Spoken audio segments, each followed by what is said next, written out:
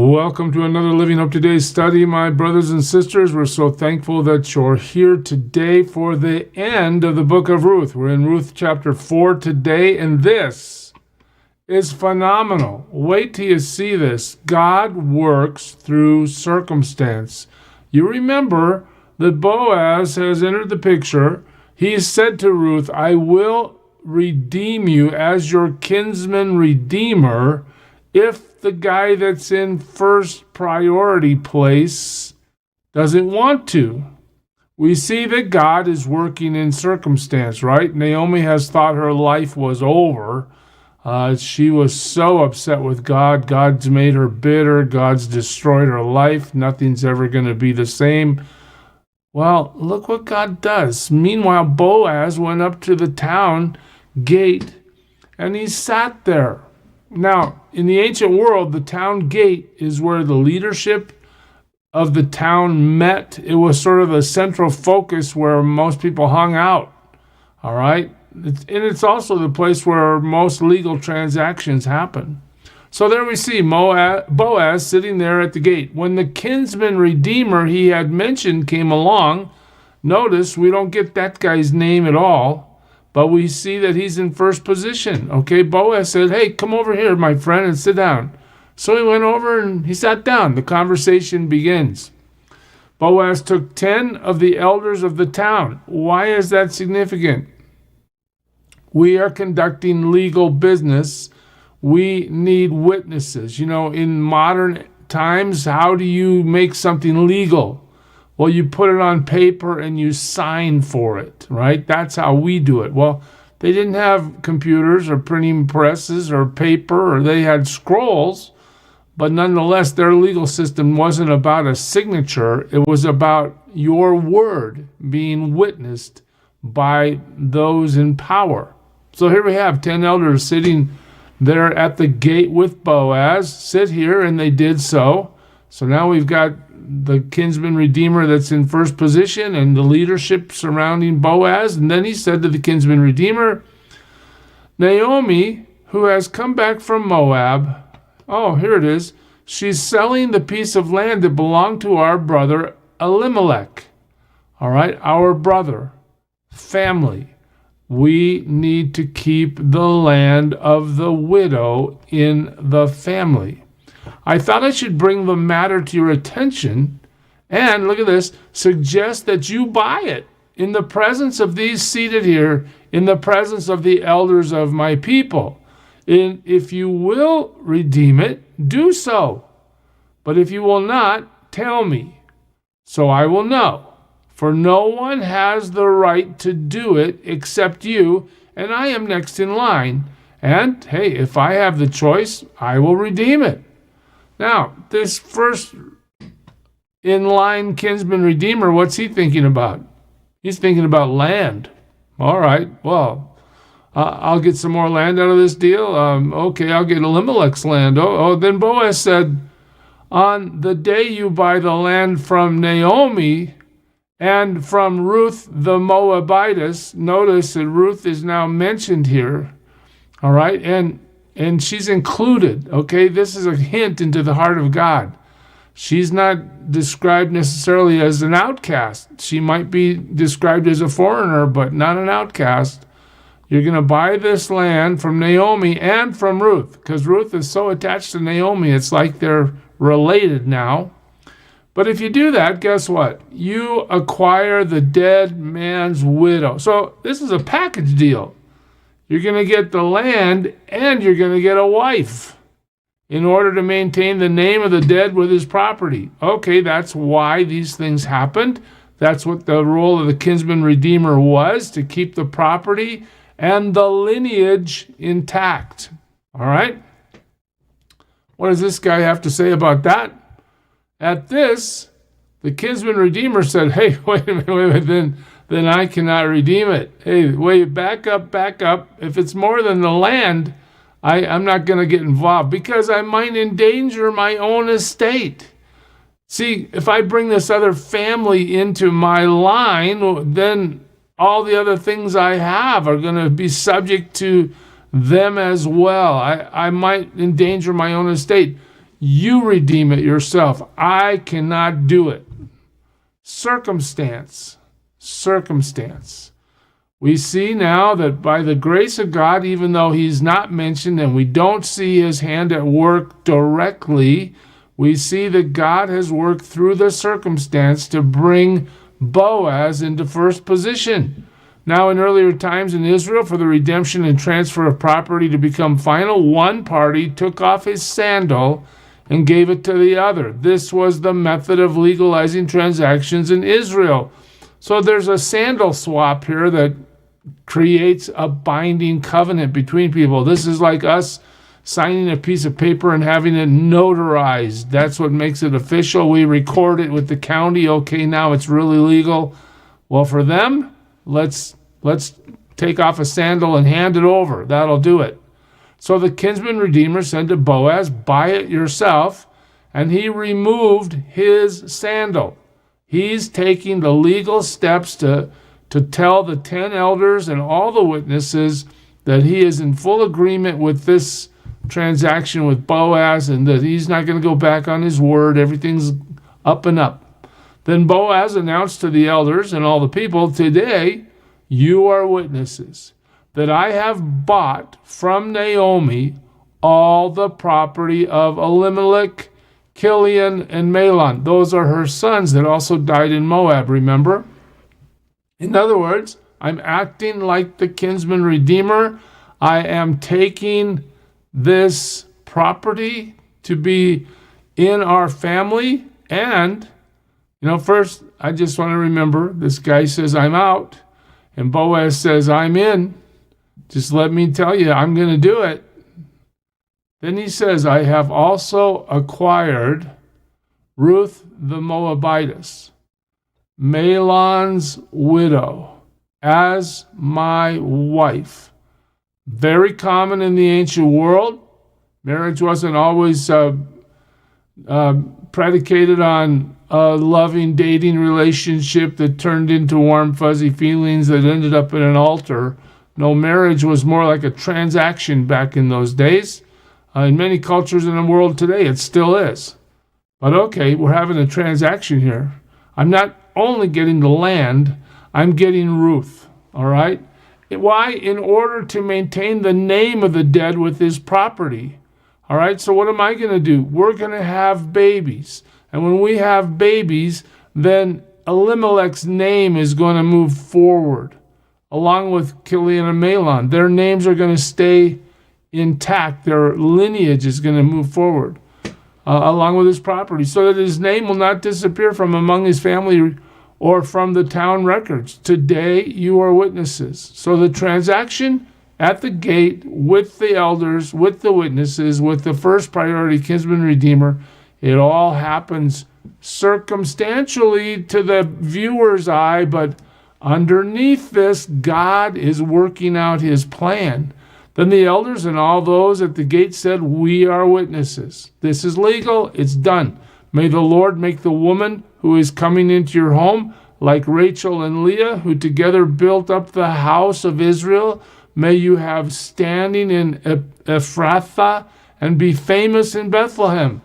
You know what? All those blessings happen in Boaz's life through the offspring the Lord gives you by this young woman. May your family be like that of Perez, whom Tamar bore to Judah. So Boaz took Ruth, and she became his wife. And then he went to her, and the Lord, now we're going to see God move in this story. The Lord enabled her to conceive, and she gave birth to a son. Look at that. All the circumstances lined up perfectly, and now Elimelech has an heir, Naomi has a grandbaby, Ruth has a shelter in the fact that she has a husband and a son, and God has fulfilled his purpose, at least up to this point, through these circumstances. We haven't really seen him move in this book until right here. He's the one that allows her to conceive. He's the one that brings this baby to the world. The women said to Naomi, These are the ladies that were marveling when Naomi came home and called herself bitter. Praise be to the Lord, who this day has not left you without a kinsman redeemer. May he become famous throughout Israel.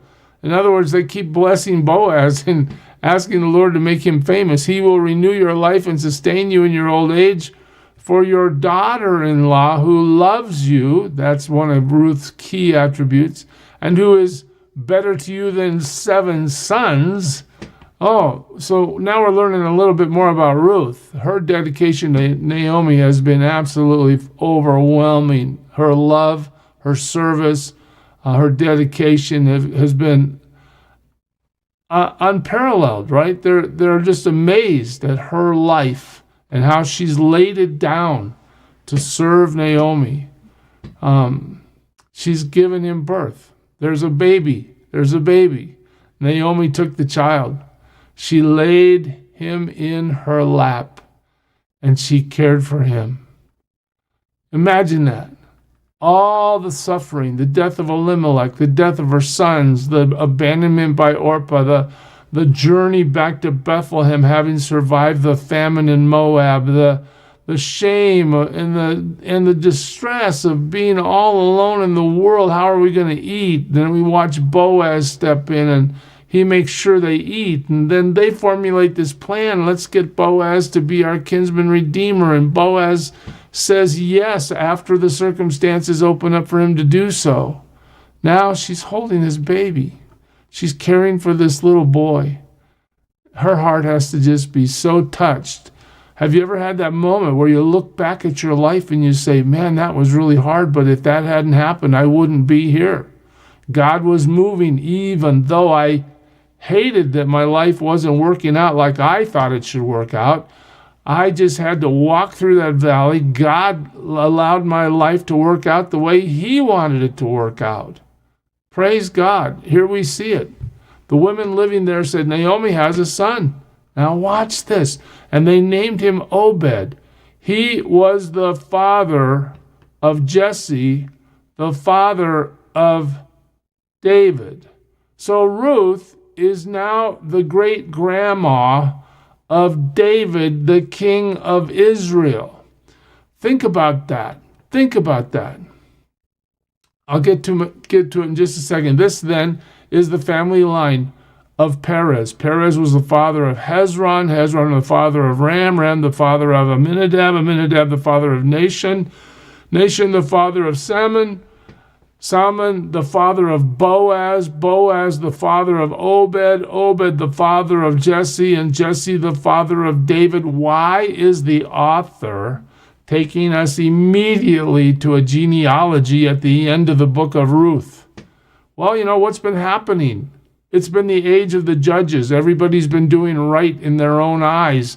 We see that these tribal factions in Israel, they're leaderless and they're without morality. They're worshiping pagan gods. They're in a terrible place politically and morally before God. Okay, what's God doing? He's using this foreign woman, a Moabitess, and he's using all this tragedy to bring leadership to Israel, and beyond that, to bring the Messiah to the earth. Naomi has no idea. Boaz has no idea. Ruth has no idea. How could they know? But you get to Matthew chapter 1, and what is Matthew's genealogy all about? It's proving that Jesus has the credentials to be the Christ. And what does he have to have those credentials? He has to be related to Abraham. He has to be related to King David. He has to be the rightful heir to King David. Look at this. As Matthew describes the lineage, Salmon was father of Boaz, whose mother was Rahab. Wait a minute. God, you're going to put a prostitute in the line of your Messiah? A pagan, non-Jewish prostitute in the line of your Messiah? God says, I guide the Jewish people, but they don't own me. And I'm not going to allow that sort of prideful thing where God likes us best to be a part of my purpose. I'm going to show the world that regardless of the sin in your life, regardless of your heritage, if you are willing to submit to me and obey me, I am willing to use your life to accomplish my purpose. There it is. So Boaz, his mother was Rahab, the prostitute. Boaz was the father of Obed, whose mother was Ruth. We just talked about that and saw that. Obed, the father of Jesse. Jesse, you remember, is going to be David's dad. And Jesse's the father of King David. David was the father of Solomon, whose mother had been Uriah's wife. That's Bathsheba, right? So now, just look with me at this last verse before I quit today. We got a prostitute, pagan mother who delivers Boaz into the world. We got a Moabite, foreign, non-Jewish, from a pagan background mother who delivers Obed into the world. And then we've got a woman who was taken and impregnated, probably against her will. Her husband was murdered, and yet God uses all that tragedy to circumstantially bring his purpose to bear. What does that tell us? It tells us no matter how hard our circumstance may be or how we wish our life was going a different way, our obligation is to trust God, because God knows what he's doing with our lives, and he knows the purposes he's fulfilling with our lives, and he's going to accomplish his purpose. All we have to do is stay faithful and serve him well. God bless you, church. Who is it who for sinners shed his blood, and now for cleansing all can plunge beneath that flood? It's Jesus.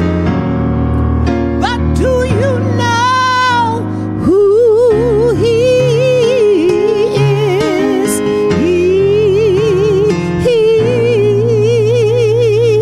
He's the image of the invisible God, and he's the brightness of his glory, the first, the last, the future, the past. He is God.